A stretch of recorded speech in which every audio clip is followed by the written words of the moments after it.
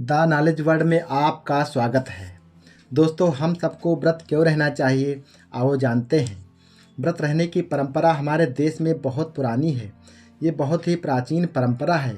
हमारे महापुरुषों और पूर्वजों ने हमें व्रत रहना क्यों सिखाया है, इस नियम के पीछे क्या रहस्य है।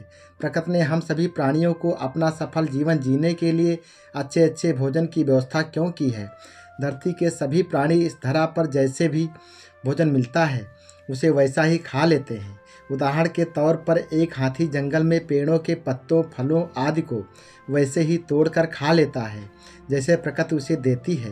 वो अपने भोजन को स्वादिष्ट नहीं बना पाता है, उसको जैसा मिलता है वैसा खा लेता है, क्योंकि वह अपने भोजन को तल कर, भून कर और उबाल कर नहीं खा सकता है।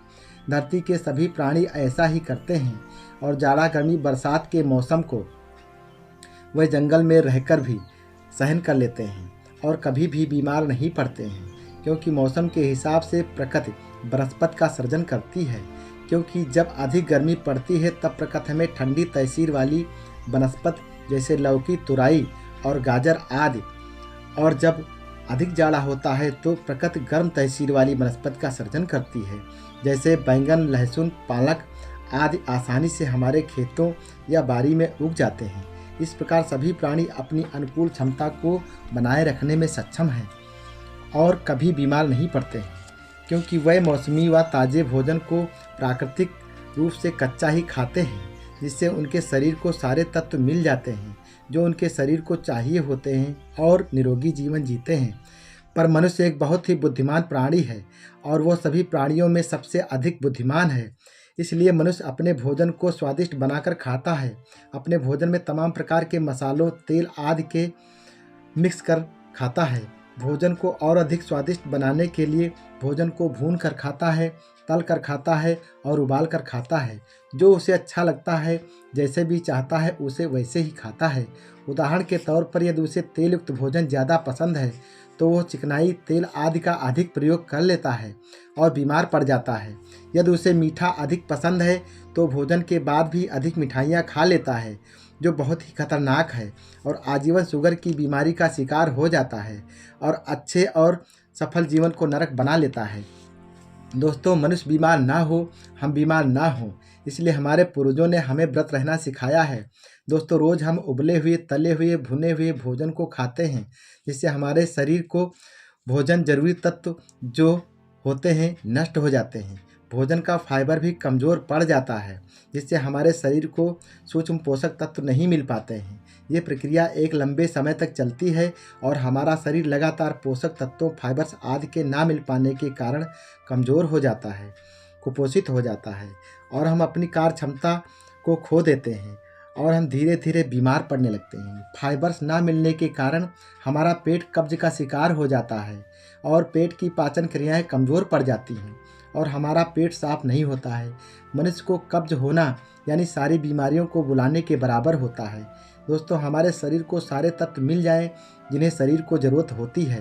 रोज़ ना सही पर सप्ताह में एक बार ज़रूर मिल जाएं। इसलिए हमारे पूर्वजों ने एक दिन का व्रत यानी उपवास का रखना हमें सिखाया है।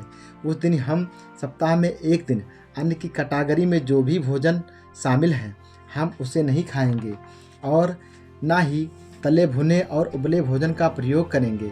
इसके बदले हमें मौसमी ताज़े फल, पत्तियां या इनका जूस पीकर पूरे 24 घंटे रहना है और सलाद खानी है, ताकि हमारे शरीर को सप्ताह में एक बार सारे तत्व प्राप्त हो जाएं जिनकी शरीर को आवश्यकता होती है और पेट को फाइबर्स आदि मिल जाएं, जिससे पेट की जमा गंदगी बाहर निकल जाए। कहते हैं जैसा भोजन वैसा ही तन, जैसा चिंतन वैसा ही मन। इसलिए हमें अपने शरीर को अच्छा भोजन देने के लिए ताकि हम बीमार ही ना पड़ें।